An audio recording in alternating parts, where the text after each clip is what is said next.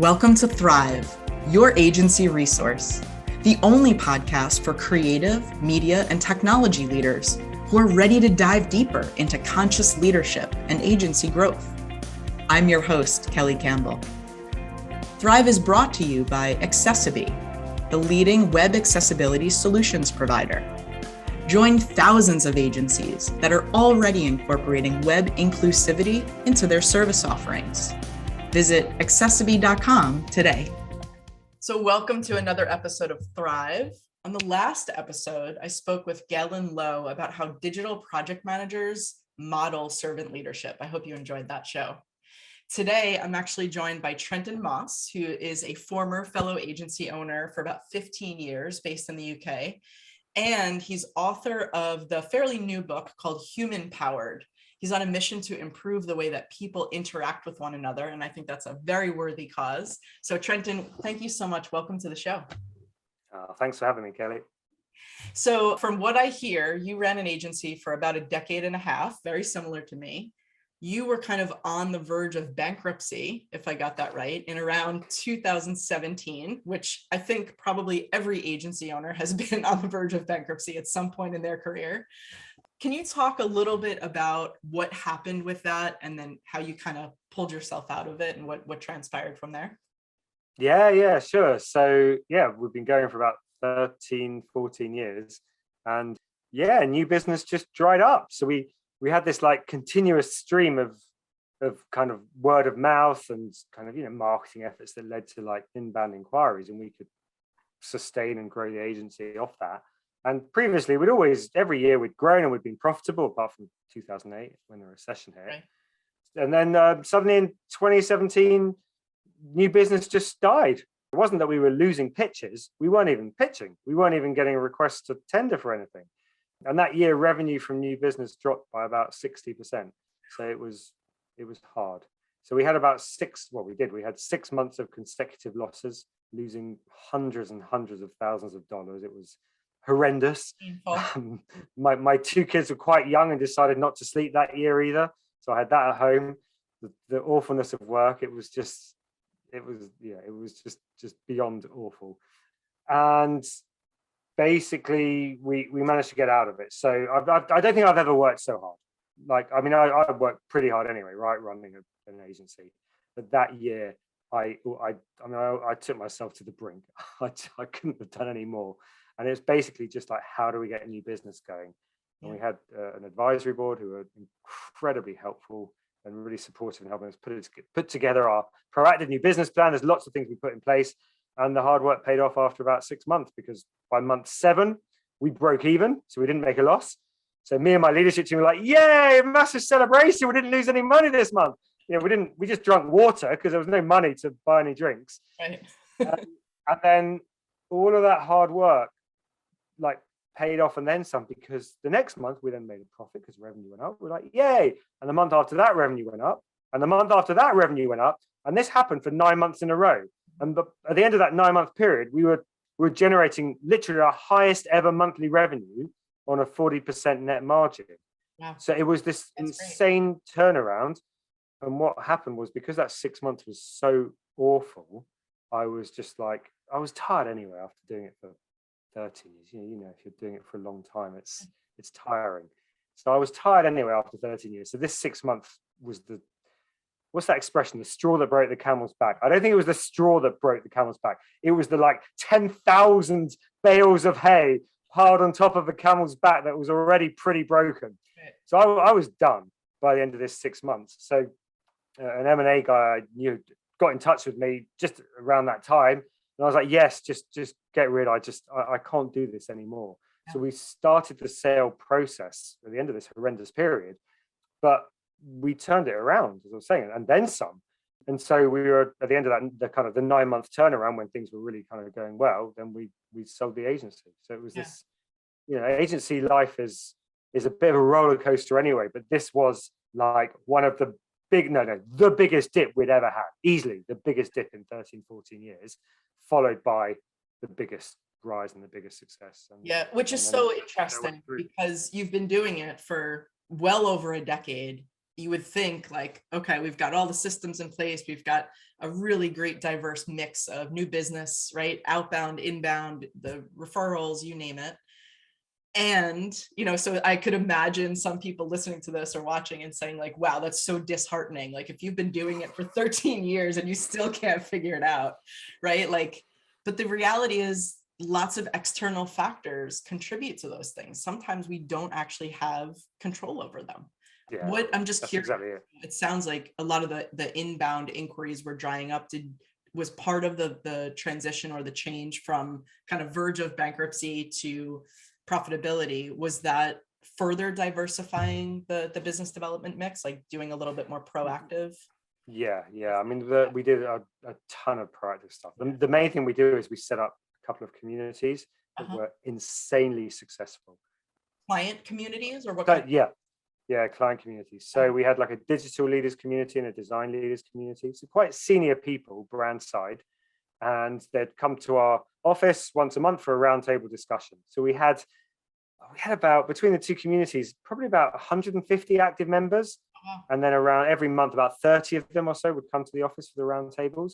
And they didn't care about us, right? They're not interested in us. They just love meeting each other, because all of them were like running teams of designers or kind of more digital, sometimes teams of up to hundreds of people. And it's very lonely in their roles generally, because they're the only person in the organization doing that role. And they got a bunch of people below them that they need to lead and inspire, and can't like vent, you can't really vent to people who are in your team. You need to be strong with them. And the people they reported into didn't really understand their roles, so they were just generally quite lonely. So our community was like, just come together and meet like-minded people. And we were very selective about who couldn't join the community. It had to be these specific people. So they just loved coming in and just meeting each other. And we'd have a structure. We set up a structure to it, so there was like a structured discussion for an hour or so. And we were facilitating the conversation, but they were basically driving it, all of them, because they wanted to hear from each other. But it was just that association with us meant that we got a ton of new business, some really, really big brands with some really big engagements, and we didn't have to pitch for any of them. Amazing. Yeah. So that's a creative solution. It's not necessarily just focused on outward kind of proactive business development, whether it's cold email, warm email, cold calling, which I'm not a fan of, but using LinkedIn. Like, I'm sure that some of those strategies may have been in the mix, but this is a really interesting thing. Kind of what I hear is that you're facilitating, you're kind of, I don't know, becoming that archetype of kind of convening, right? And so there's so much value in how you made these people feel, right? And so naturally, they're just going to want to do business with you. Really, really great. I mean, it was that Maya Angelou quote, right? No one remembers what you say, they remember how you made them feel. And they'd have a really nice experience every month or so when they came. But even for the guys who didn't turn up very often, every month we're emailing them about the next roundtable. So there's continued contact with them. Right. And some of our clients that we got out of it never even came along to the roundtable.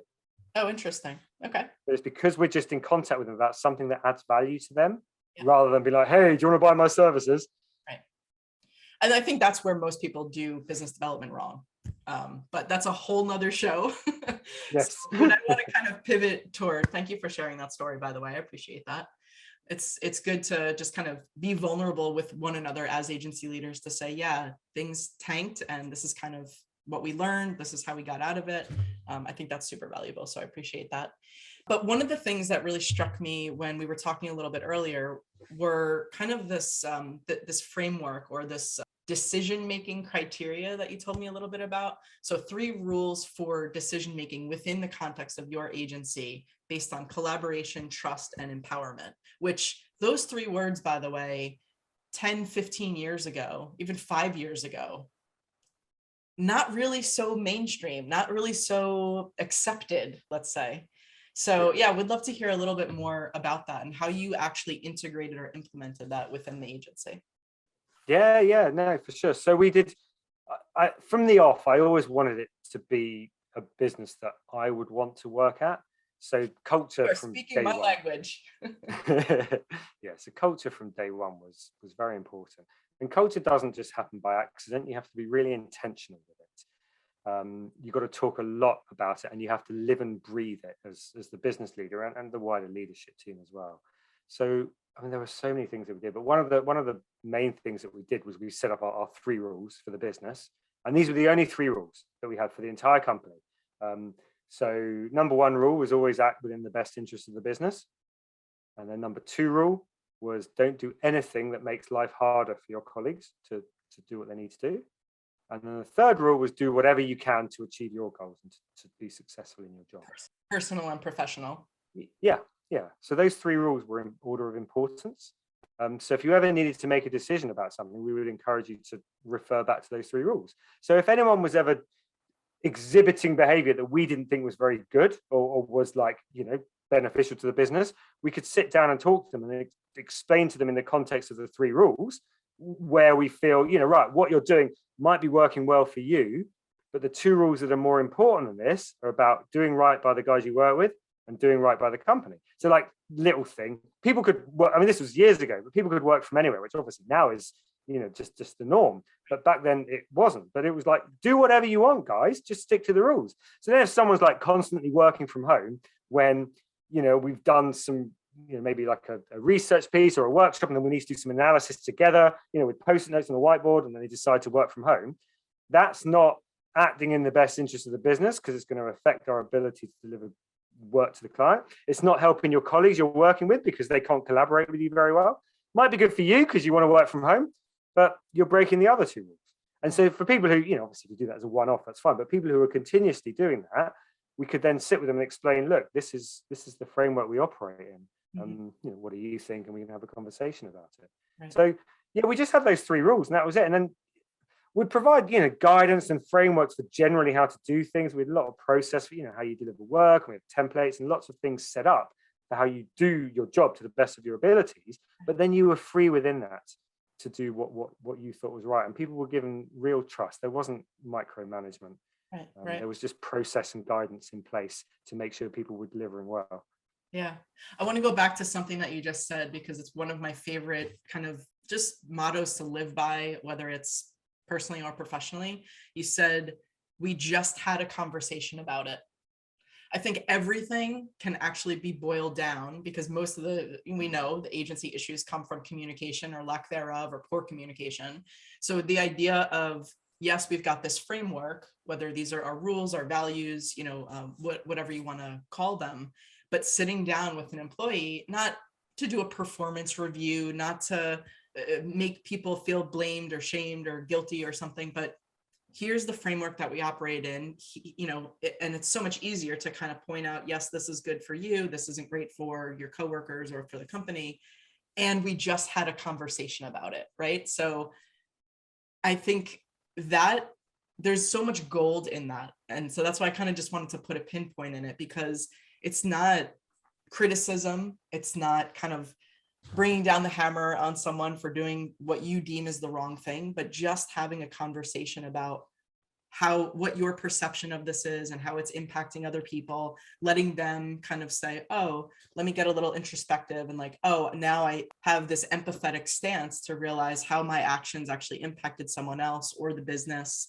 And like, yeah, let's just talk about that. And now we're cool, we move forward.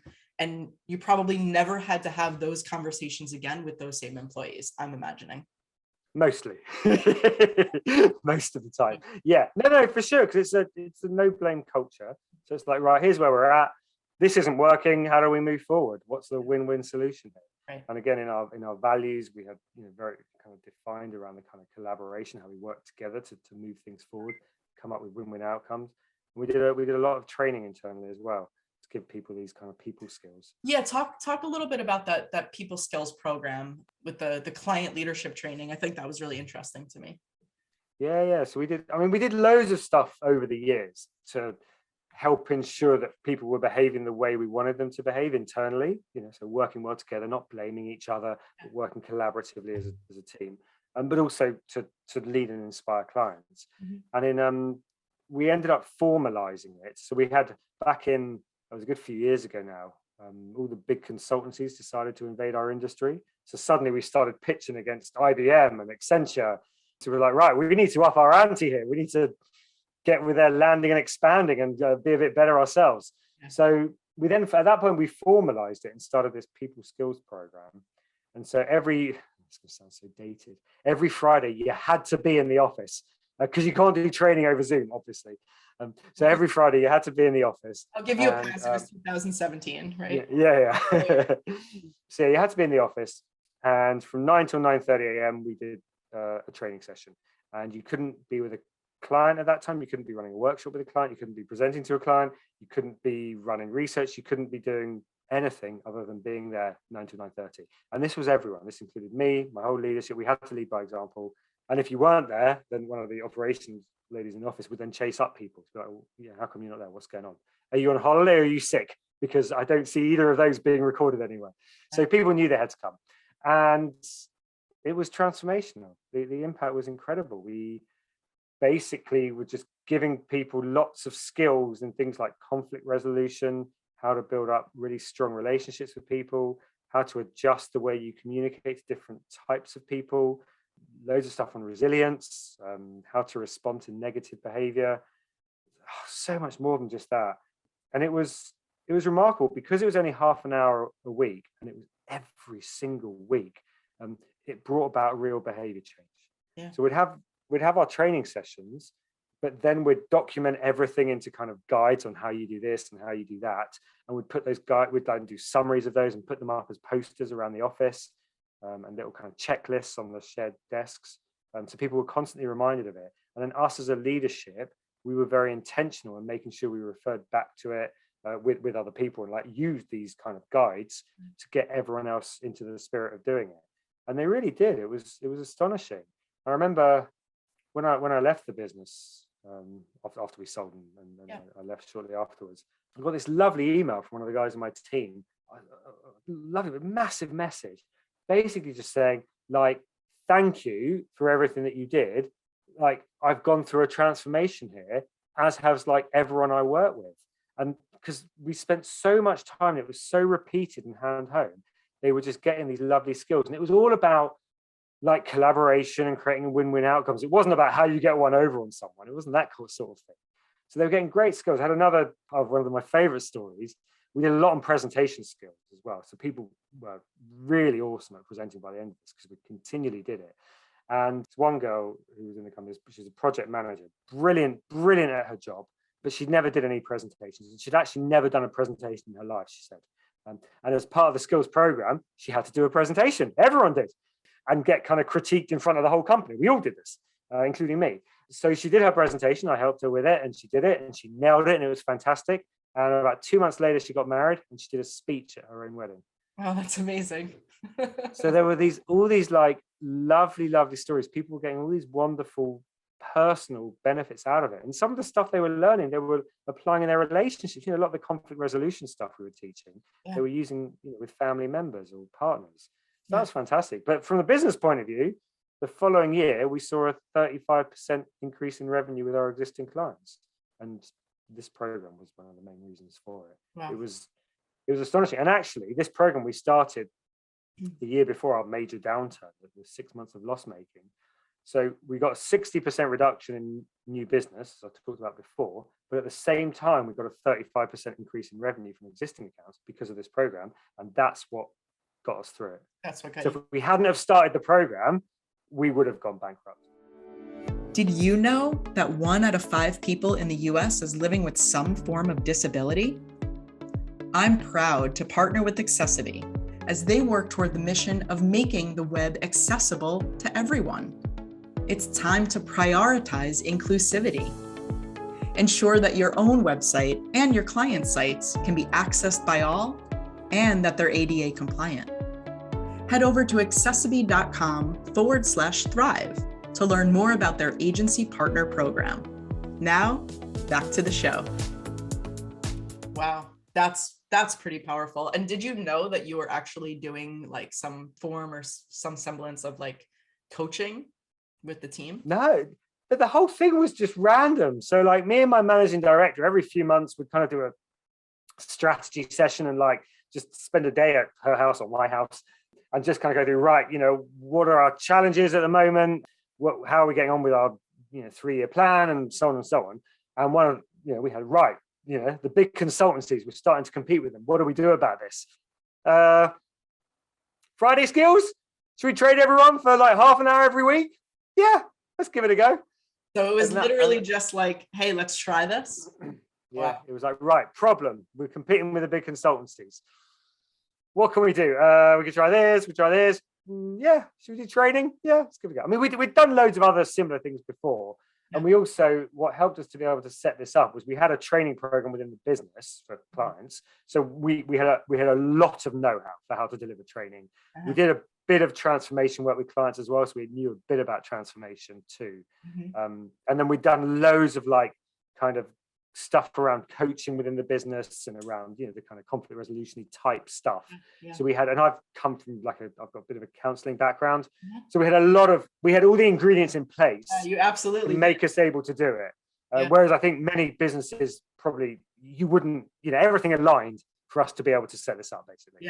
Yeah.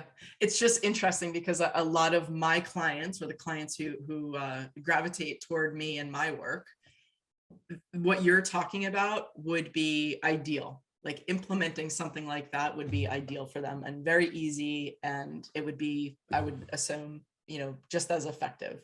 But the fact that was the thing that kind of carried you through that period of like verge of bankruptcy, that is super interesting to me. Yeah. I mean, again, it's just luck, right? Yeah. The timing just worked out. Had we started the program a year later, I'm so glad that you reached out to be on the show. I really am, because this is a great conversation. So let's talk a little bit about Human Powered, your book that came out last October. Tell us a little bit about that. Of course, we'll put a link to it on Amazon in the show notes, but tell us a little bit more about that. Yeah. So everything that I've learned over the years as a result of kind of the counseling stuff I've done, the coaching stuff I've done, the kind of leadership of the agency, kind of culminated in like, I've got a lot of knowledge here. And again, like I said, the nice messages I'd get from the team when I was leaving about what they got from the skills program that we were doing made me think like, okay, maybe I can share my knowledge in new ways. So I thought I'd write a book, which was just a random idea. I like coming up with random ideas and being like, yeah, let's give it a go. Again, in the agency, we're very much like that. We would kind of, there's problems that need solving. Right. How do we solve it? Here's an idea. Here's an idea. Here's an idea. Ideas are easy to come up with, right? Ideas are cheap. Execution's hard. So it's like, okay, well, we'll give that a go. So it's like, okay, give it a go. Don't know anything about writing a book, but give it a go. So got in touch with some publishers, and turns out it's not that hard after all. You just got to write the thing. So like with anything, my friend. Yeah, but it's not actually that hard, because you just break it down into manageable chunks, right? Yeah, it's discipline for sure.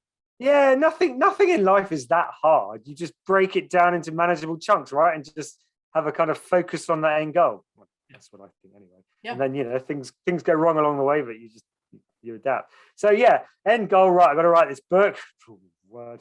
I've got to get like 50,000 words down. Okay, fine. But, I broke that down into chunks. So it's like, right, well, here's the overall outcome I want from people reading this book, to be able to, have really strong people skills and to boost their emotional intelligence. So that's the outcome I want. Right, what are the key things that they need to know? So I broke that down into 6 key things, which is the 6 chapters. And then suddenly you're like, okay, well, then in each of these chapters, I just have to explain how to do this. So like my first chapter is conflict resolution. And I wrote that in 2 days. It was really straightforward. It was like, right, sitting, at home in lockdown with probably on my bed, because my kids were downstairs being homeschooled. So just, with my laptop, blah, blah, blah, blah, tap, tap, tap, tap, tap. And 2 days later, I'd written 7,000 words. It's like, okay, this is all right. This is quite good. But like, when you start things, I don't know if you're like this, Kelly, I start with a lot of enthusiasm and excitement, and then I maybe get a little bit bored as we get into it. Yeah. So whilst chapter 1 took me 2 days, the 6th and final chapter took me about 2 months. And it was like pulling teeth. It was just like, it's so dull. Because I knew roughly what needed writing, because I worked out a rough structure for all the chapters. So it's just a production thing of just tap, tap, tap, just write it. Yeah. And it was just, it was just turgid. So chapter 1, like really quick and easy. Chapter 6, really slow and turgid. And, from chapters 2, 3, 4, and 5 were, somewhere in the middle of those as it gradually got less and less exciting. And it's quite interesting. I had a bunch of reviewers after I finished it. I had a few industry peers review it before even the publisher checked it. They say you need to get your target audience to read it and give you feedback. And there was like what used to be right at the end of the book, there was like a final section. So there's like a subheading, and there was just like one paragraph in it. It was really, really short. And one of the guys put feedback, said against this little paragraph at the end, kind of feels a bit like you ran out of steam here. And I was like, yeah, I think I did. I mean, that's great feedback. Did you go back and flesh it out? Oh, I just took it out. It's one paragraph. It doesn't matter. I'm starting a new point here. So the feedback was invaluable because generally it was good. There was a lot of changes in the chapters, but kind of surface level things. Apart from one chapter, chapter 5, I had to do some quite major changes, but the rest of it was generally good. So I was like, okay, I think I'm heading down the right path here. So yeah, that was really exciting. Then it got published in October. Go through what the chapters are. So conflict resolution is the first one. Conflict resolution, and I explained something called the please process, which is basically a process you can go through to resolve conflict. So if you're with a client and your client's unhappy about something, or you're not happy with the client, or internally you're not happy with someone in your team, or even at home in your personal life, you use the please process. And it's basically all about coming up with win-win outcomes. It's about taking the time to understand where the other person's coming from, because what you're annoyed at them about, or upset at them, or frustrated at them about, is not the same as their intentions. And if you take just a moment to get to the root of it and understand what their intentions are, then you can really start to come up with some win-win outcomes. But if you just say, well, you're doing this and you're doing that and you're doing that, then you're not going to resolve anything. Yeah, conflict resolution first. In that sense. Yeah, we all do. The things that you think about, with arguments you have with your partner, the argument you're having is the topic you're arguing about. That's never the thing you're arguing about, right? I mean, it's the thing that's in the conversation, but that's not why you're annoyed. There's something deeper. And if you can, it's much harder with partners, right? If you can kind of let your emotions come down a bit and be a bit more rational and follow something like the please process, you can actually get to a really good outcome. Yeah. So chapter 1, chapter 1, conflict resolution. Chapter 2 about building strong relations with different people, looking at the 4 different communication styles. And so we always make the mistake in life of treating other people like we'd like to be treated, because that's what we were told to do as kids. And that's a terrible thing to do. Why are we told to do that as kids? You should never treat other people the way you want to be treated. You should treat other people the way they want to be treated.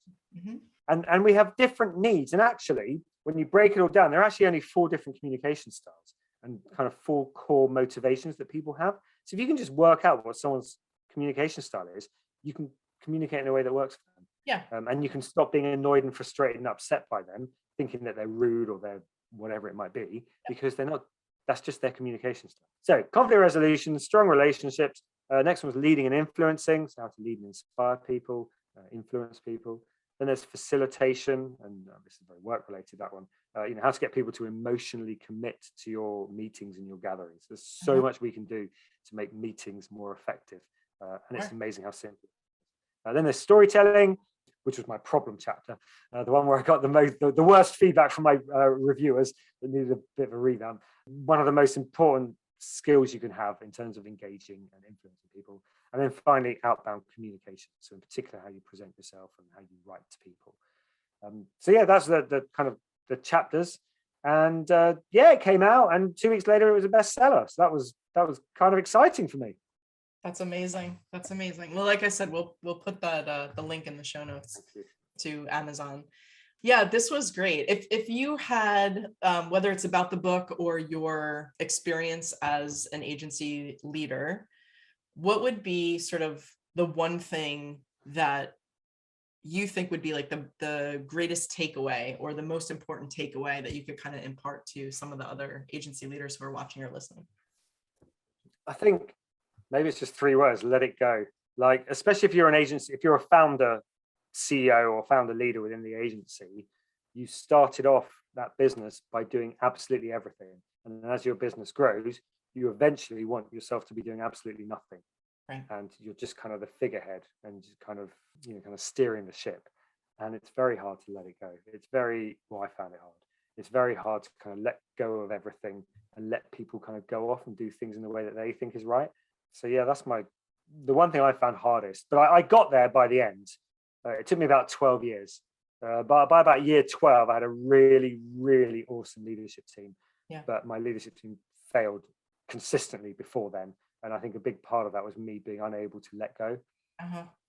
Oh, so by letting go, you're saying you're actually setting other people up for success. Yeah. Just kind of give the kind of general guidance of what you expect. So here's the culture that I generally want, which is about collaboration and trust and empowerment and people working well together. And respecting each other, and roughly here's our revenue targets for the year, and here's what we want to achieve with clients. And it's like, right, there we go. Yeah. I'm here to support you, and I'll do whatever I can to help you with this. But I'll get out of your way and let you work out how to do this. Yeah, it's really interesting because we did an entire show about this. I think Tai Fujimura was the guest, and we were talking about like the importance of letting go as a leader. So an entire show dedicated to this. So if you haven't checked out that episode, go back and find that episode with Ty. It was absolutely everything that we're talking about right now. And we really kind of dove into what the reasons why, the reasons for not being able to let go. And so sort of some of that, like the trust issues that can come up, right? Which actually has sometimes very little to do with the other people and much more to do with yourself. Oh yeah. They're not doing it in the way I want to do it. Right. So you having like a particular vision or expectation of how it needs to be done, and that's kind of why you don't trust other people to do it. Or it could just be that you want to feel needed in your business, which is a totally fine thing to feel. But at some point you have to kind of graduate to that next level of leadership. So yeah. But it's also about losing immediate gratification. So when you're more in the doing, you have like things that need to get done, and there's a feeling of like you can tick things off the list and you're like, yeah, I've done that. But when you get to a position where you're more steering the ship, you're not actually on a day-to-day basis responsible for making anything happen. Right. And that takes some getting used to.